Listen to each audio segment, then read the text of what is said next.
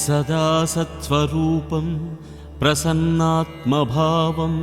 அன்பின் பிரியமே, ஒவ்வொரு மாத துவக்கத்தின் போதும் இந்த மாதம் ஏனும் நமக்கு ஏற்ற மாதமாக இருக்குமா, இனியும் நல்லது நடந்துவிடுமா என்று தவித்து கொண்டிருக்கின்றாய் அல்லவா?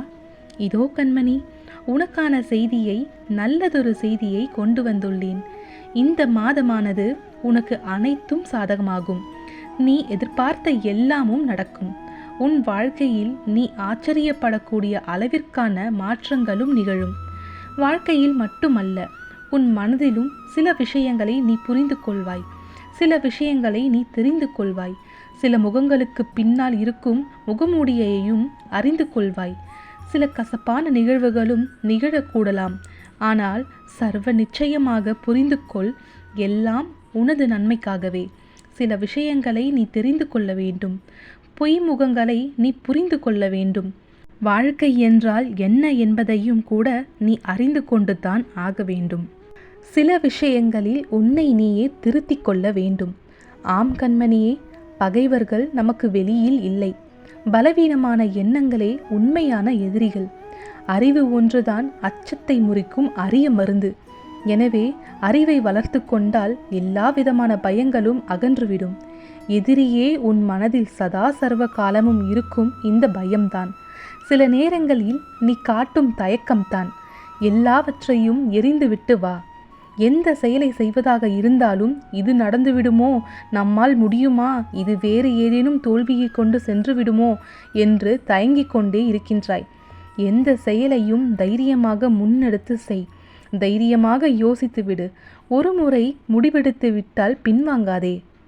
செயல் புரியாத மனிதனுக்கு தெய்வம் ஒருபோதும் உதவி செய்யாது. எனவே உனது முயற்சியை செய்து கொண்டே இரு. எத்தனை கவலை சோதனை வந்தாலும் நம்மால் அதை கடந்து போக முடியும் என்ற தன்னம்பிக்கை கொண்ட மனம் இருந்தால் போதும். எதையும் சாதித்து விடலாம். உன்மேல் உனக்கு இருக்கும் நம்பிக்கையை வளர்த்துக்கொள் கண்மணி. பெரும்பாலான தோல்விகளுக்கு காரணம் உன்னிடம் உள்ள அவநம்பிக்கைத்தான். வாழ்க்கை என்பது துல்லியமான அறிவியல் அல்ல, அது ஒரு கலை. அனுபவித்தால் மட்டுமே புரியும்.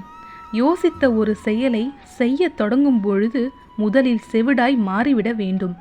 ஏனென்றால் முதலில் உற்சாகமான சொற்களை விட கேலியான சொற்கள் தான் அதிகம் வரும். இது உனக்கு தேவையில்லாத விஷயம், இது உன்னால் முடியாது, இது மிகவும் ஆபத்தான விஷயமாக இருக்கின்றது, இது உனக்கு ஏற்ற விஷயம் அல்ல, இவ்வாறான சொற்கள் தான் உன் செவிகளில் முதலில் வந்து விழும். இந்த சொற்களை ஒவ்வொரு முறை நீ கேட்கும் பொழுதும் மீண்டும் மீண்டும் யோசிக்க தொடங்கி விடுகிறாய். மறுபரிசீலனையை செய்து கொண்டே இருக்கின்றாய்.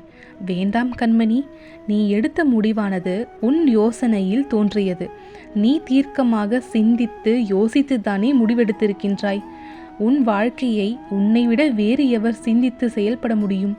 உனக்கான நன்மையை உன்னை விட வேறு யார் செய்துவிட முடியும்? எனவே உனக்கு நல்லது என்று தோன்றினால், நீ தீர்க்கமாக யோசித்து முடிவெடுத்திருந்தால் அந்த பாதையில் தைரியமாக பயணம் செய். உன் கரங்களை பற்றி கொண்டு உனக்கு ஆதரவாக பக்கபலமாக இந்த சாய் எப்பொழுதும் உன்னுடனே வந்து கொண்டே இருக்கின்றேன். வேறு யாருடைய தயவையும் ஆதரவையும் எதிர்பார்க்காதே. இந்த அவநம்பிக்கை சொற்களை எல்லாம் தூக்கி எறிந்துவிடு. எதுவும் உனக்கு தேவையில்லை. சில நேரங்களில் நீ செவிடாகவே இருந்துவிடு. சில விதண்டாவாத வாக்குவாதத்தில் நீ ஊமையாகவே இருந்துவிடு. உன்னை பார்த்து கேலி செய்தாலோ, உன் மன தைரியத்தை குறைக்கும் செயலில் இறங்கினாலோ நீ குருடாகவே இருந்துவிடு. ஏனெனில் இங்கு பெரும்பாலான மனிதர்கள் மனிதர்களை பயன்படுத்தி கொண்டுதான் இருக்கின்றார்கள். பொருட்களைத்தான் நேசித்து கொண்டும் இருக்கின்றார்கள். எப்பொழுது ஒரு மனிதன் மனிதனை நேசித்து பொருட்களை பயன்படுத்த தெரிந்து கொள்கின்றானோ அப்போதே அவன் மனிதனாகின்றான். எனவே பொருட்களை நேசிக்கும் இந்த மனிதர்களை பற்றி நீ கவலைப்படாதே. உன் மனதை நேசிக்கும் சில உறவுகளை மட்டும் கருத்தில் கொண்டு விடு. எல்லாவற்றிற்கும் பயந்து எதுவுமே செய்யாமல் வீணாக போகும் வாழ்க்கையை விட எதையாவது செய்யும் பொழுது ஏற்படும் தவறுகள் அனுபவமாக மாறும். அவ்வப்போது நீ என்னிடம் கேட்கின்றாய், ஏன் சாயப்பா என் வாழ்க்கையில் இத்தனை சிரமங்கள், இத்தனை தடைகள் என்று. ஒன்றை புரிந்து கொள் கண்மணி, வாழ்க்கையை சாதாரணமாக வாழ்ந்துவிட்டு செல்வதற்கு நிறைய சிரமப்பட வேண்டிய அவசியமே இல்லை. ஆனால் சாதிக்க வேண்டும் என்றால் நிறைய சிரமப்பட வேண்டும். நடைபாதை ஓரத்தில் நடந்து கொண்டே செல்வதற்கு எந்த தடையும் இருக்கப் போவதில்லை.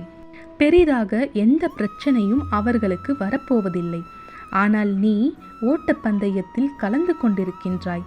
ஓட்டப்பந்தயத்தில் ஓட வேண்டும் என்றால் சில தடைகளை தாண்டித்தான் ஆக வேண்டும்.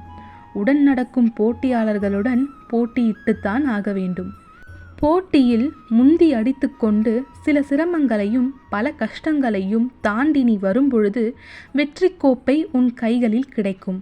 சாதாரணமாக நடந்து கொண்டே இருந்தால் எத்தனை தூரம் நடந்தாலும் வெற்றி யாருக்கு கிடைக்கப் போகின்றது? நடப்பதை யார் பாராட்டப் போகின்றார்கள்? நடப்பதை யார் வேடிக்கை பார்க்கப் போகின்றார்கள்? நடப்பதற்கு யார் அங்கீகாரம் தரப்போகின்றார்கள்? நீ போட்டியில் இருக்கின்றாய், நீ ஓடிக்கொண்டிருக்கின்றாய். உனக்கான அங்கீகாரம் உனக்காக காத்திருக்கின்றது. நீ போட்டியில் இருப்பதாலேயே உன்னை முந்துவதற்காக சிலர் உனக்கு தடைகளை ஏற்படுத்தி கொண்டிருக்கின்றார்கள். நீ எங்கே வென்று விடுவாயோ என்ற பயத்தில்தான் உன் நம்பிக்கையை பாழாக்கி கொண்டு இருக்கின்றார்கள். எப்பொழுதும் ஒன்றை மனதில் நிறுத்திக்கொள். உன்னை கேலி செய்கின்றார்கள் என்றாலோ, உனக்கு எதிராக செயல்படுகின்றார்கள் என்றாலோ நீ சரியான பாதையில் சென்று கொண்டிருக்கின்றாய் என்று பொருள்.